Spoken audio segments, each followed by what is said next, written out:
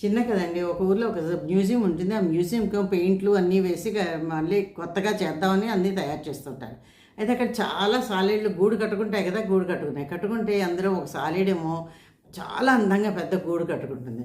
అయితే మిగిలిన సాలీళ్ళని అంటే ఈ పెయింట్‌లేస్తున్నారు మనం వెళ్ళిపోదాం అని చెప్పి అవన్నీ ఇంకో దగ్గరికెళ్ళి గూడు కట్టుకుందాం అని ఎళ్తాయి.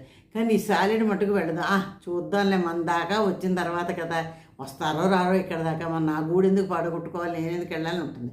అలా కొన్నాళ్ళేసరి ఈ సాలీడ్ ఎక్కడైతే గూడు కట్టుకుందో అక్కడికొచ్చాయి. వీళ్ళు పెయింట్ వేసేవాళ్ళొచ్చారు. వేసేవాళ్ళొచ్చి పురుగుల మందులు అన్నీ కొడుతున్నారు. అప్పుడు ఈ సాలీడ్‌కి భయమేసి అమ్మో! నా ప్రాణం నేను రక్షించుకోవాలని చెప్పి తెలివైన నిర్ణయం తీసుకొని బయటికెళ్ళిపోయి మంచి అందమైన తోటలోని ఇంకా అందంగా గూడు కట్టుకుంటుంది. అంత కఠినమైన పరిస్థితి వచ్చేదాకా తన నిర్ణయం తను తీసుకోలేదు. అక్కడే ఉంది చివరిదాకాను. మనం కూడా జీవితంలో ఏంటంటే ఒక్కోసారి కఠినమైన నిర్ణయాలు తీసుకుంటాం. నిర్ణయాలు తీసుకున్నప్పుడే మనం సరియైన మార్గంలోకి వెళ్తాం. బాగుంది అనుకుంటే చాలా రోజులు గెంటుతాం.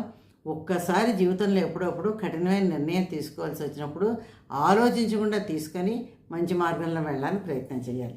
ఇదండి కదా! Thank you.